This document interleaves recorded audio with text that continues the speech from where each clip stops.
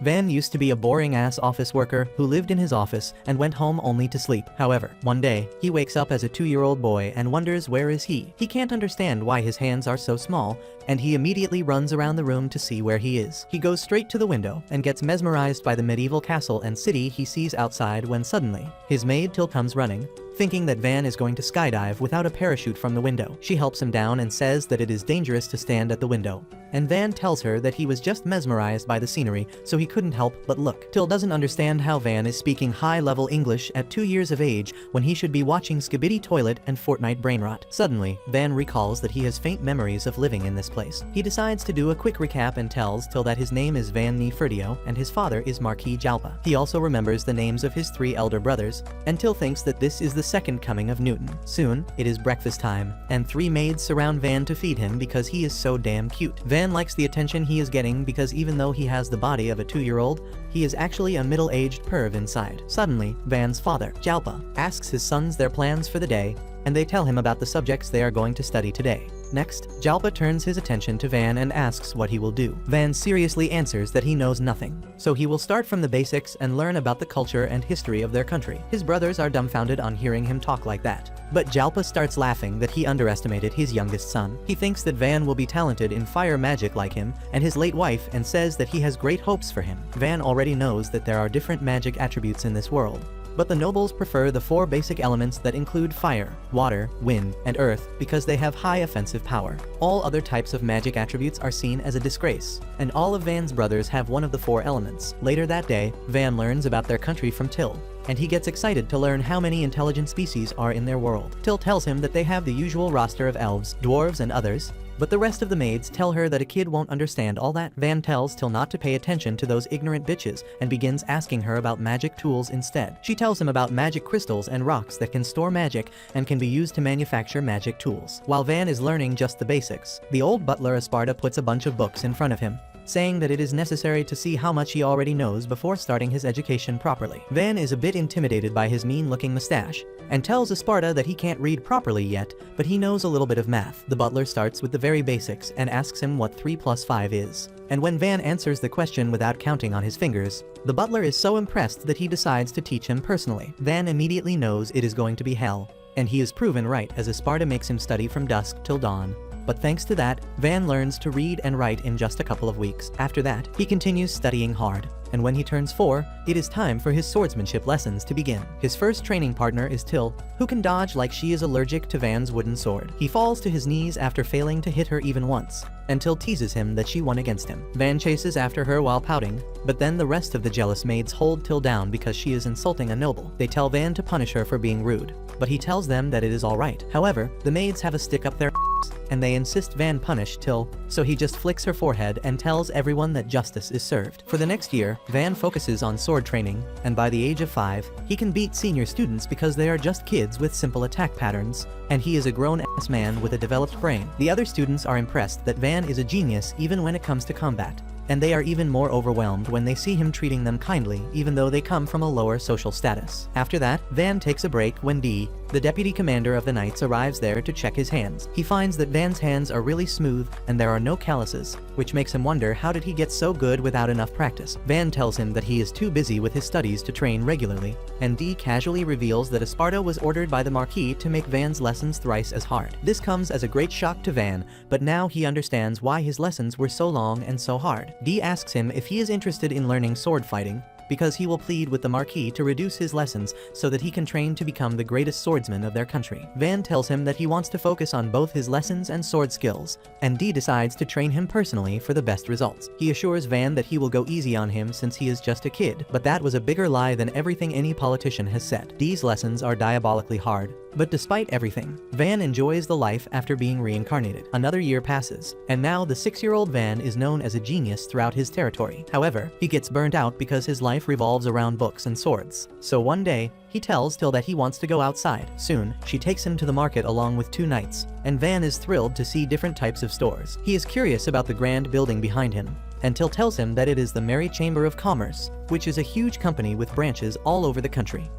Van realizes that this is just the Walmart of this world, when suddenly, he sees a man dragging a boy who looks really filthy and beaten up. The man tells Van to look away because it is not a show, and his knights get ready to remove the man's stupid head from his body for insulting a noble. Van stops them and asks the man why he is dragging that boy along, and he arrogantly replies that he is going to sell his son into slavery, and no one is going to stop him. This is the most shocking news for Van, but Till tells him that poor people in this world often sell their children into slavery to get some extra cash. Van is really appalled by this, but before he can interfere, a tanned mommy comes there, and she is really excited to see the youngest son of the Marquis. Till proudly affirms and shows off his family crest to the tanned mommy, who introduces herself as Rosalie from the Merry Chamber of Commerce. Van immediately asks Rosalie how much would the blue-haired boy be sold for, and she takes one quick glance at him and then asks his dad if he has any magic attribute. He replies that he has magic to steal things, and Rosalie says that the boy can only be sold for 3 large silver coins. This angers the old bastard, who starts kicking his son for being so worthless that his selling price is less than Sophie Rain's monthly OnlyFans subscription. Rosalie tells him to be kinder to his son,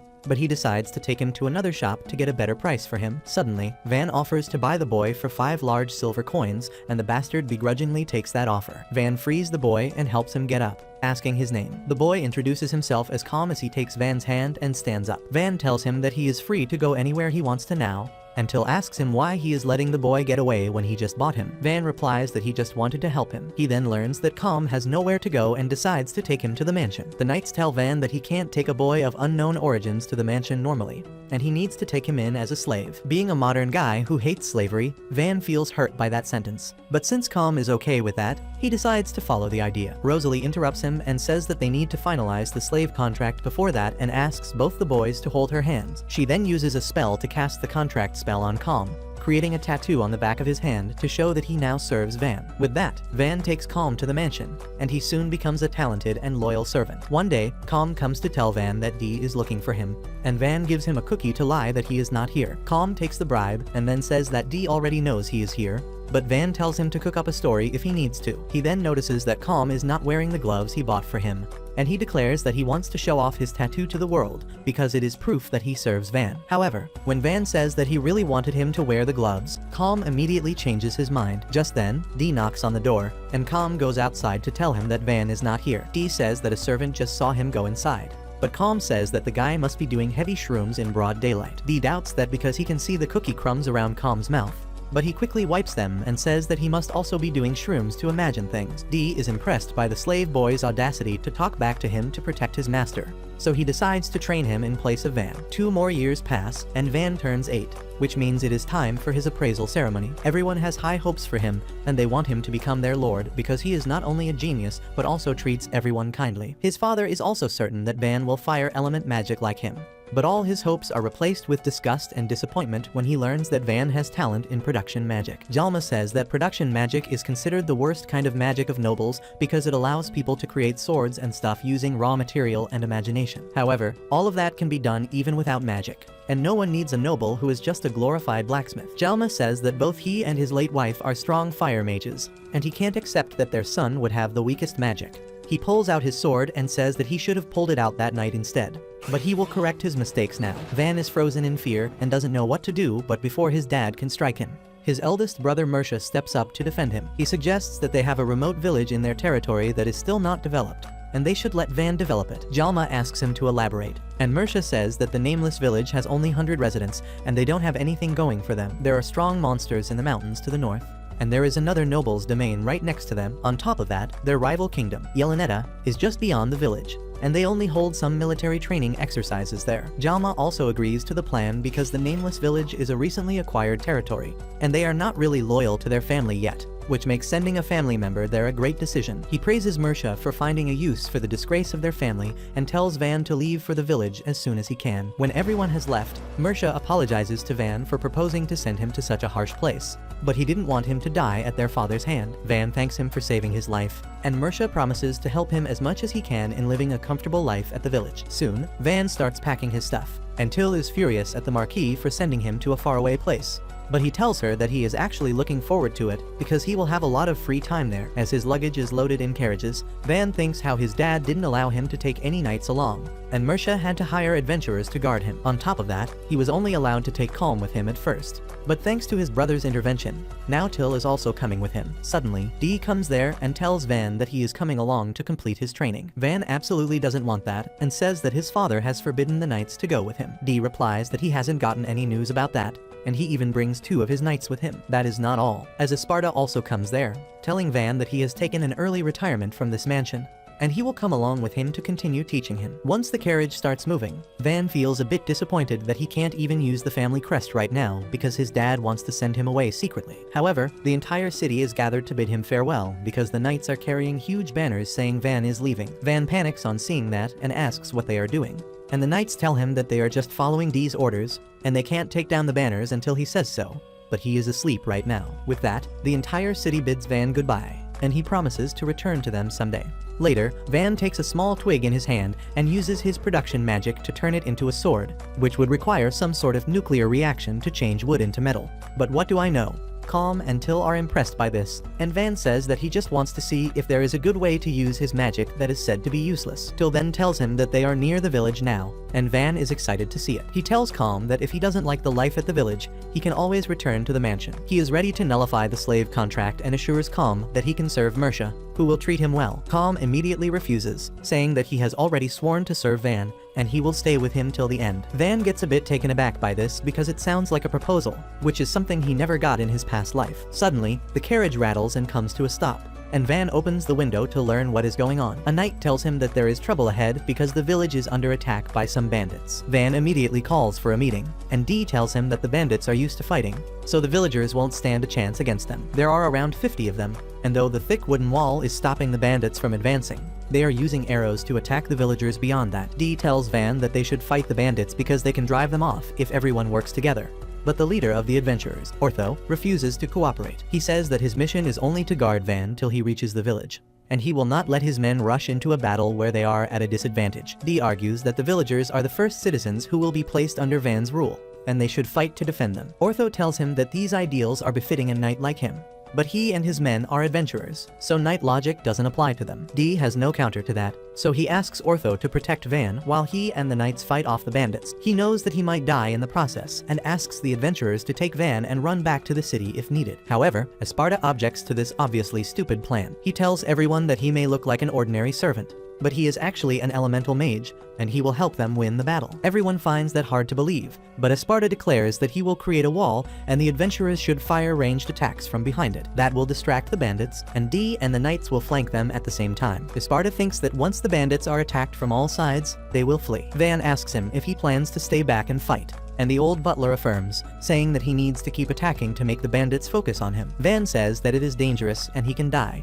but Esparta wants to go out in a blaze of glory. Van tells him that he can't die in a place like this after faithfully serving his family for decades, and he doesn't want the knights to die either. He knows that if he loses Esparta and D now, he will fail to develop the village on his own, and his father will surely execute him for his failures. That is why Van thinks of an alternative and announces that he will act as the decoy. Everyone is shocked on hearing this, and Till immediately refuses to let that happen. She says that she will be the decoy instead, and Calm is ready to take her place. Van replies that he doesn't want to see anyone close to him die. That is why he will become the decoy. He plans to ride the carriage and attack the bandits head on, giving others the chance to attack them from the sides. D thinks it is too risky, but Van reminds him that he trained under him, so he won't die so easily, and even if he dies, there can't be a greater end for a noble than to die for his people. He draws his sword and tells D to leave his body behind in case he perishes, because he doesn't want his family's name to be stained by his death. Van's words move Ortho, who recalls how he was not happy to take the job of guarding a noble's son because he thought that all of them are arrogant assholes. However, when Van came to greet him and even praised him for looking cool and badass,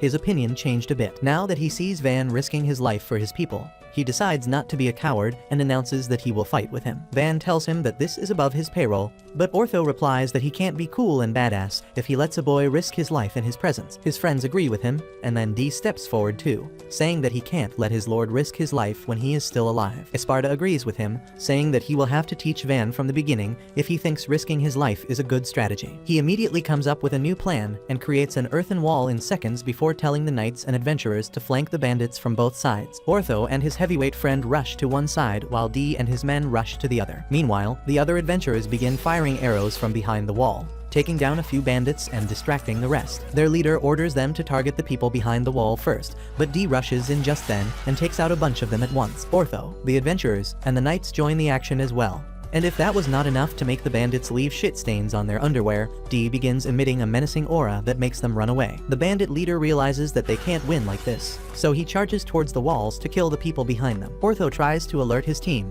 but they can't react in time, and the Cyclops wannabe gets ready to swing his heavy axe at the green-haired nerd. Van comes in clutch just then and taunts the bandit leader to get his attention. He nutmegs the big dude and then slashes his knees from behind, making him fall to the ground. Calm joins the fight too and leaps towards the bandit leader using his axe as a foothold and delivers a devastating finishing blow. Soon after that, all the remaining bandits are captured, with Van's forces suffering no losses. Ortho is happy that they achieved the best possible result and says that once they receive their payment, their work here will be done. But he is a bit curious about Van now. He sees great potential in him and asks his team if they want to stick around and see what he can make of this nameless village. Half of them tell him that there isn't enough money in the village for them, but his core team stays behind because they have also seen Van in action, and they believe he is not an ordinary boy. They want to invest in him because they are certain he will make it big someday, and then they can cash in all the loyalty points. Meanwhile, Till rattles Van for risking his life and tells him to let her dive into danger the next time. Just then, Dee and others come there and tell Van that the villagers have gathered at the gate. He decides to step into the village with pride and hope, but as he sees the village, he loses a bit of both because they look weak and desolate. The village chief welcomes Van and thanks him for saving his life, and the first question Van asks is if the village has been attacked before. The old man affirms, saying that they have been attacked many times this year already. Van asks the reason for that, and the chief replies that earlier, the village was part of another territory, and knights patrolled it regularly. Ever since they became part of the Ferdio family territory, no one has come to look after them. Van apologizes for that, and says that his father doesn't recognize the value of the small villages yet. This pisses off the villagers, and the old chief asks if nobles think small villages are not worth protecting because they don't pay much tax. Van tells him it is pointless to blame anyone, and this makes the villagers even more angry. They say that a noble would never understand what they go through, but Van says that they are talking about the future of the village, and his anger is unnecessary here. He says that the nobles are responsible for the condition of the village, but the laws written by the founder of the kingdom are the main reason. He says that blaming the law won't change anything, and they need to do something else to protect the village. The first way is to produce something so valuable that the kingdom can't ignore them. The second way is to earn enough money to hire mercenaries to protect themselves. And the final way is to work on the village and make it better. A village baddie tells him that they also thought of that idea, but they have nothing at all. Van tells her that things are different now because they have a new lord, and he will do everything to defend the village. Well, the villagers don't trust him because he is a kid, but when Esparta and Dee step forward and introduce themselves as the former head butler and the vice commander of the Night Order, the villagers suddenly grow confident that their village is in the right hands. The chief asks Van if he has powerful elemental magic, and he immediately makes it clear that the best he can do is production magic, so they should expect combat strength from him. The villagers start sulking openly and Van's ego takes a hit. Just then, a villager asks him what they should do about taxes, because currently they find it hard to pay 30% of their income. Van decides to cut it down to 10% till the village is stable, and all the villagers already start liking him. Next, Van says that they need to work on the village's defenses and asks Esparta if the earth wall he creates is long-lasting. The butler replies that it lasts only for a little time before the mana runs out, and then it becomes just a pile of soil. Van decides to build a sturdy wall later,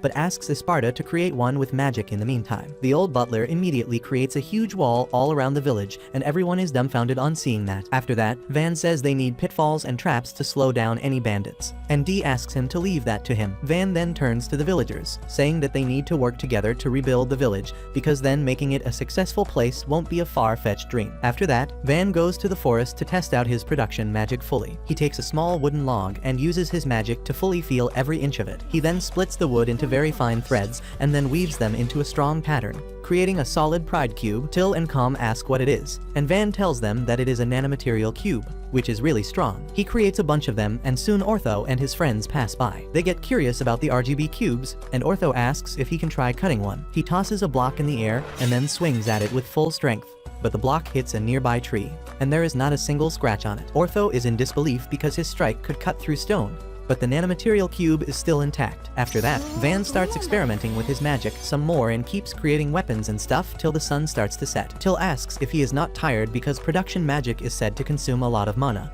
but Van feels completely fine. He wonders how much mana he has and casually creates a katana from wood, because who cares about science and conservation of energy and matter when you have magic? Calm's eyes start gleaming on seeing a new kind of sword, so Van gifts it to him, and then Till starts watching him with pleading eyes as well. Van gives her an axe, and Till is not happy at all because it has a creepy skull design that doesn't go well with her cute vibe. Later that night, as Till and Calm sleep, Van sits in front of the campfire, unable to rest. He feels tired after traveling and fighting and also filthy because he has not had a bath in days. He thinks that his servants act fine, but they must also be tired, and he needs to get some basic facilities before working on the village. So, the next day, Van begins piling nanocubes in an open space to create a house out of them. The villagers gather around to see what he is doing, and even Van is not sure if he can create something so big. However, he focuses on the details and steps to build a house. First, he erects sturdy pillars that will support the weight of the ceiling, and then builds walls around them. Next, he builds more rooms with doors and windows, and then adds the roof to complete the building.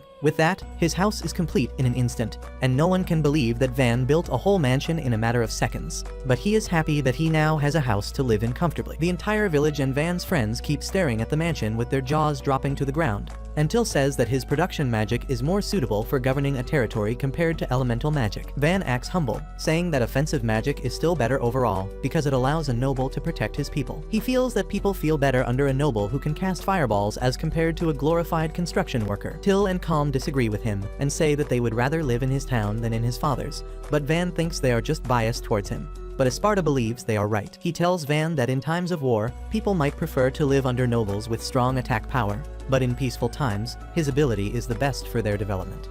Ortho and others also share the same sentiment, and they tell Van how unbelievable it is that he created a house faster than Usain Bolt runs 100 meters. Van tells them that if they bring him wood, he can build houses for them too, and both D and Ortho get fired up to collect wood and get their house made first. Well, they are not the only ones who want to get a new house, and the village chief timidly asks Van if they bring lumber, he can build houses for them too. The villagers start telling him how their houses are broken and not worth living in, and Van realizes that it is going to be really exhausting to renovate all of them. However, he doesn't want to disappoint his people, and it is true that their houses are waiting to crumble at any moment. He agrees to build houses for them if they bring him wood for that, and everyone is overjoyed on hearing this. Soon after that, Van creates an entire residential block at once, and people are still in awe at his skills. They say that it is one thing to have a huge mana pool, but Van also knows how to plan a proper layout for a settlement. Van starts flexing his knowledge about architecture and design and says that he used the grid layout in which each unit is made of 4 houses with wide streets connecting them. For now, he has made all the houses uniform so that there is no fighting,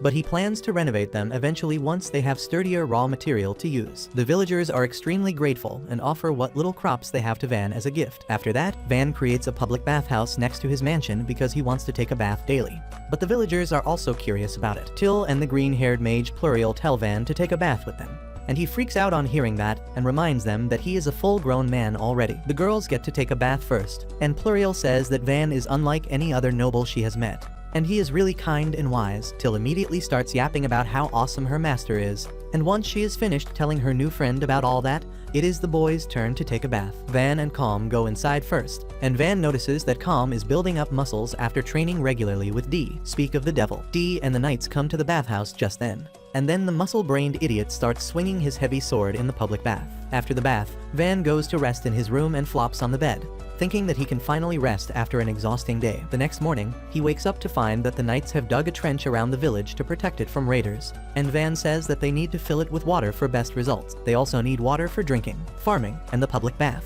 So Van decides their next priority will be to secure a stable source of water. He immediately scouts a nearby water body, and then Esparta creates a small canal in that direction. D and the other boys start widening and lengthening the canal, and Van follows behind them, using his magic to stabilize the walls and the bottom of the canal to make them leakage-proof. He notices that D is having the time of his life digging the hard soil, and Esparta says that he is quite active for a man in his early 40s. Calm and the knights are working their asses off as well, and Van thinks that it will take at least a week for the canal to be complete. However, he is determined to secure water for the village because once they have all the basic facilities, merchants will start visiting them, and he can improve everyone's standard of living. Well, Van seems to have overestimated the enthusiasm of his workers, and just by the end of the day, they are halfway to the village. Van says it is enough and tells them to stop, and D asks him what the issue is because he can keep going. Van tells him that not everyone has big D energy like him, and Calm and others are trembling like their mom's favorite toy. D realizes that not everyone is built like him, so he agrees to take a break for the day. Even though he still has enough stamina to finish the canal on his own. The canal is finished the next day, and everyone involved gathers at the river to witness its inauguration. Van tells Esparta to open the gate, and he shatters a stone plug to let water flow into the tunnel. Everyone applauds as they see water flowing steadily in the canal they created, and the villagers are astonished on seeing so much water at once. Soon, the water fills the trenches around the village, but Van fears that it might lead to flooding once the rains start. He decides to dig a lake behind the village so that they can avoid that. And Esparta says that it will also act as a reservoir for dry weather. Soon after that, Van and his friends build a lake behind the village, and the entire village gathers there to see it. They can't control their happiness on seeing it, and the village chief thanks Van because now they won't have to trek for a mile to get water for their families. A few days later, Van reinforces the village wall by adding bits of stone into mud and then turning them into concrete with his production magic. Everyone is sure that with such a sturdy wall, it won't even matter if the bandits attack them. But Van is not satisfied. He decides to make their defenses even stronger by installing ballistae on top of the wall and puts shields in front of them so they can attack the enemies while remaining safe from their ranged attacks. Van says they are just basic things, but everyone disagrees with him because they look really cool and impressive. They think that no one will dare to mess with their village now.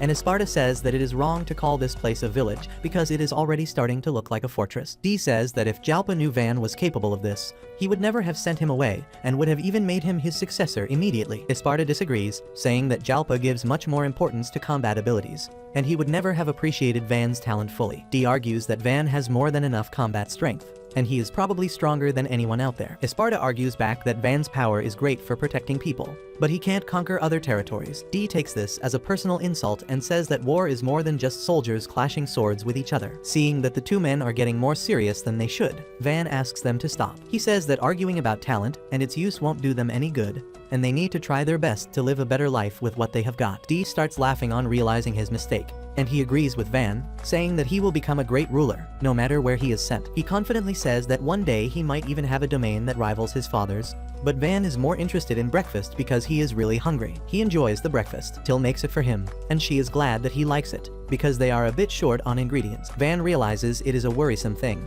and Esparta tells him that improving the village defense is a good idea, but they need to also worry about its income. They don't have any connections except the merchants who come here once per month. Van replies that he can take care of furniture and cutlery, and the villagers produce enough vegetables to sustain themselves, so they can manage just fine. Esparta wipes off the piece of omelet from his mustache as he tells Van that they don't have any seasonings here, and they also don't have the ingredients for the baked desserts that Van loves so much. Van is shocked to hear this and immediately turns towards Till, looking like she betrayed him. He decides to set up a special industry that will get this village all the money it needs. He asks his team to give him some ideas immediately, and Calm suggests that they can sell the nanocubes because they are a revolutionary material. Van refuses that idea immediately because only he can use them. Next, Till says they can hunt monsters for materials, but Van shoots down that idea as well because only the adventurers and the knights can do it. Esparta thinks that it is hard to find something special in this village, so Van decides to think hard about it. Later that day, he runs into the fatty from Ortho's group, who says that his servants seem to love him a lot because when he asked them to show what their weapons could do,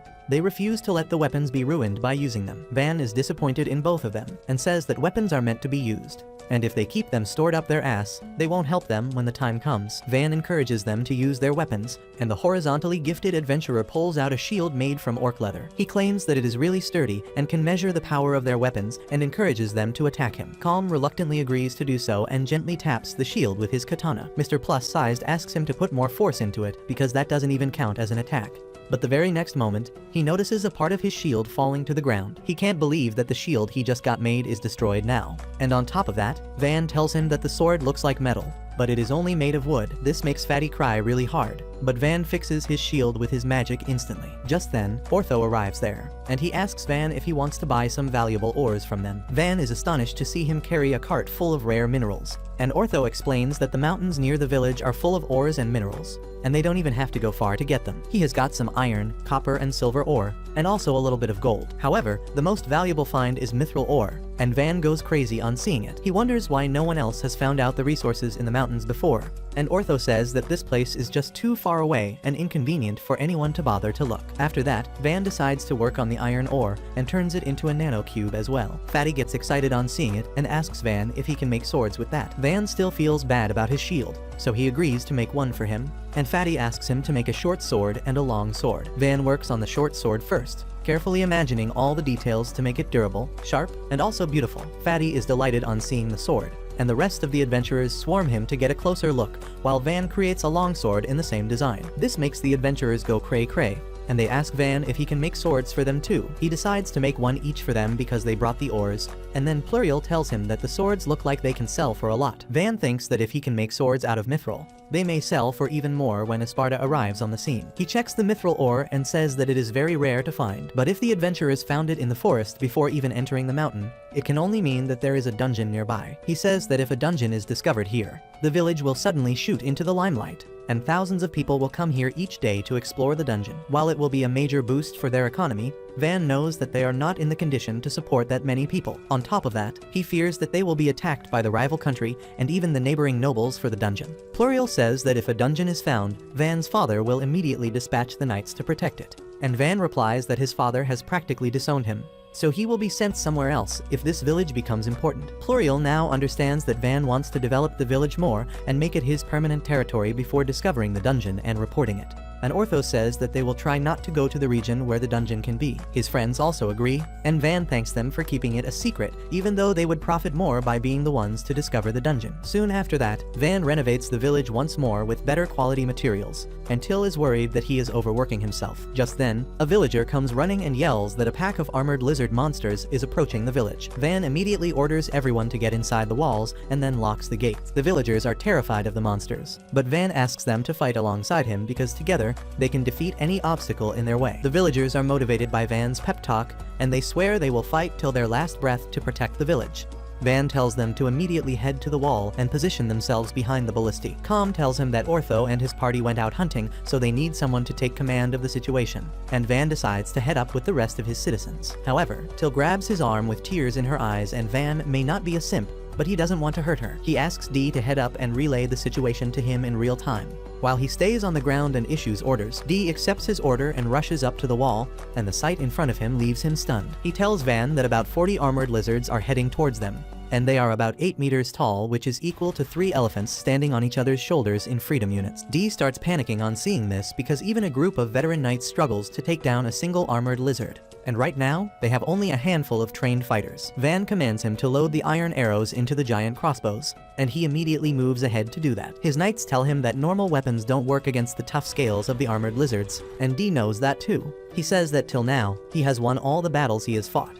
But this time, he wants to trust his gut and let Van take the command. He orders everyone to load their ballista, and then commands them to fire. The arrows vanish as soon as they hit the lizards, and it takes a moment for Dee to realize that there is a huge hole wherever the arrows hit. The armored lizards hit by the arrows fall to the ground after a few seconds of inertia pushing their body forward. And just in the first volley, the villagers take down 10 of them. Dee is impressed by the quality of the weapons made by Van, and also by the villagers who for some reason can aim better than my Call of Duty teammates in ranked matches. He tells everyone to get ready for round 2, and the knights tell him that they only have 1 iron arrow left for each ballista. Dee tells them to load and fire nevertheless, and they manage to take down more armored lizards. However, half of the lizards are still left, and they are out of ammo. Dee relays the message to Van, who begins to come up with a solution to the problem, when he suddenly remembers that Calm's wooden sword managed to cut through Fatty's high-spec shield. He thinks it might work against the armored lizards too, and tells Dee to use the wooden arrows. The knights think this is plain stupidity because wood is not going to make it through the lizard's skin that is tough like steel. Dee tells them to shut the hell up because Van has already proven them wrong multiple times, and he is going to trust what he says. He orders the villagers to load the wooden arrows and shoot,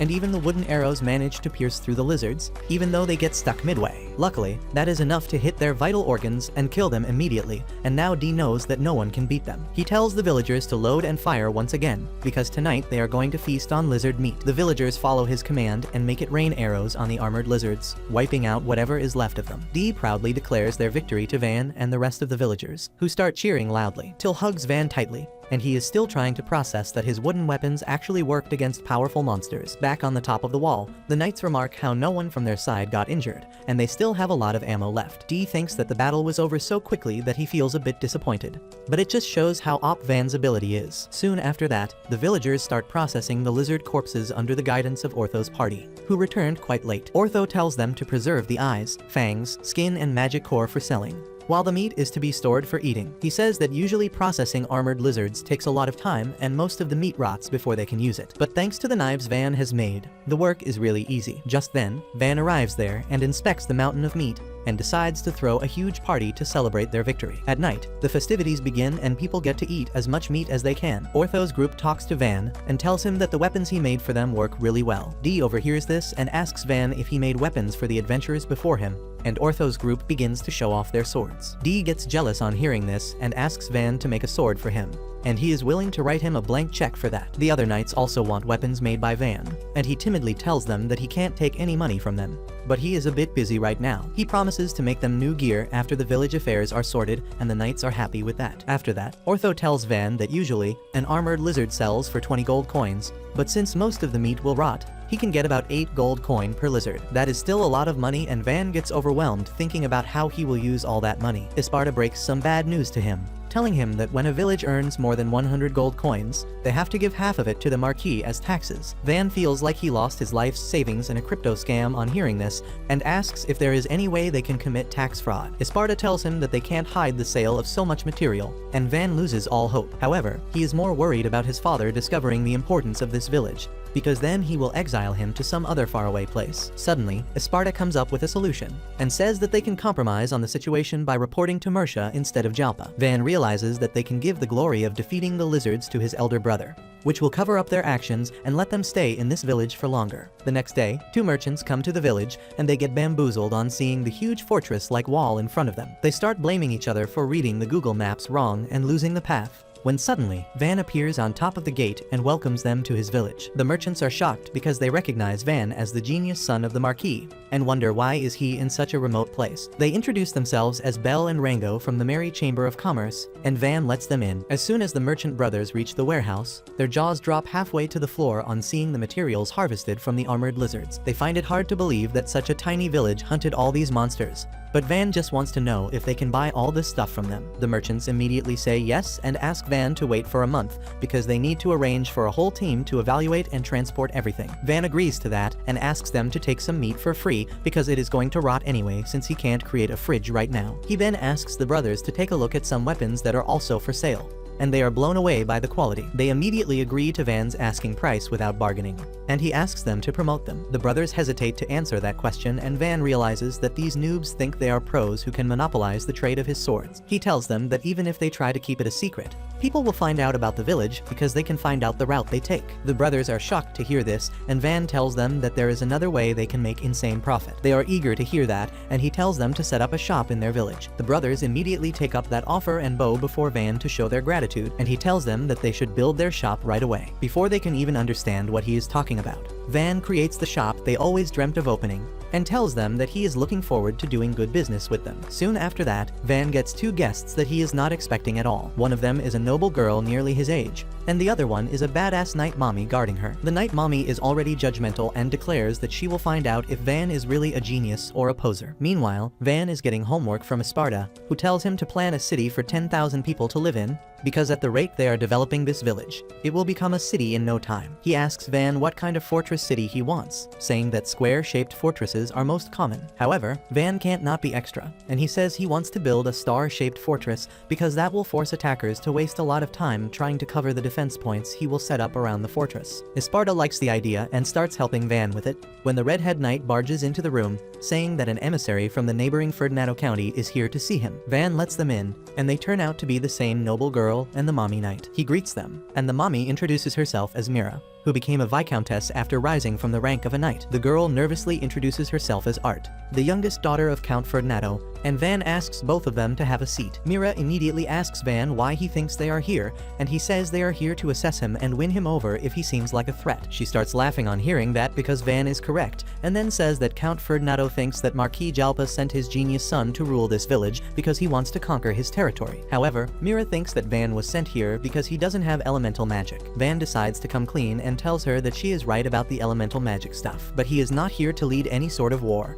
and he was just exiled by his father. Mira refuses to believe that after seeing how much Van has developed the village in a short time, and she believes that around 5,000 soldiers were sent with him to turn this village into a military base. Van breaks out into a laughter on hearing that, and then apologizes before telling Mira that he was kicked out of the family with nothing but his luggage and calm, and no one even came to see him off. Mira asks if she is hallucinating the butler and the deputy knight commander then, and Dee says that he came to complete Van's training of his own accord, and he has ignored messages from the Knight Commander to return to the city. Esparta also tells her that he retired and is now teaching Van as a hobby, and Till says that she wants to serve Van forever because he treats everyone kindly, no matter their social class. That still doesn't explain the rapid development, and Van decides to give his guests a demo because that will be faster. He takes them outside the village and asks Esparta to create an earthen wall so that he can turn it into a fortress-grade wall. Mira is impressed by the old butler's magic, but she says that the wall will crumble as soon as it loses mana. Van immediately uses his magic to transform the mud wall into solid concrete,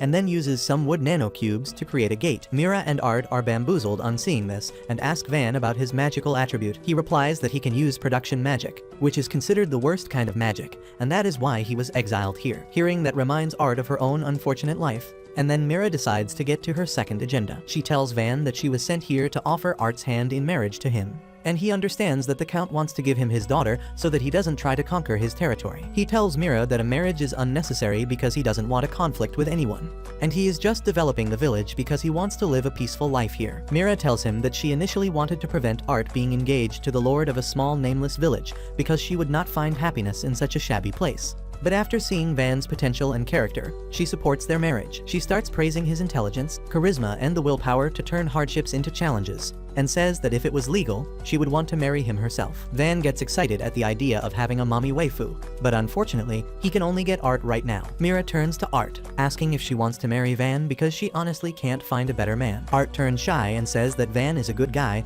but she has not thought about marriage yet. Van also tells her to take her time because it is the most important decision of her night, and Mira says that they are going to stay the night in the village so they can think then. Van is shocked to hear that they are staying over, but when Mira asks if he has a spare room in a mansion, he decides to build an inn for them instead. After that, they have dinner, and Van decides to know more about the girl who might become his future waifu. She tells him that she likes cute things like flowers and dolls, and Van asks if he can see the dolls she has. Art is glad that someone is taking an interest in her, and she happily agrees to show Van the dolls in her carriage. Later, Van walks the two ladies to the inn, and Mira leaves the two kids alone so that Art can tell Van that he is a nice guy before running to her room. Van then returns to his mansion, where Esparta tells him that since the Count sent his daughter to marry the lord of a nameless village, she probably isn't an elemental mage either. Van now realizes that Art was also exiled from her home, and he decides to let her stay in the village if she wants to, even if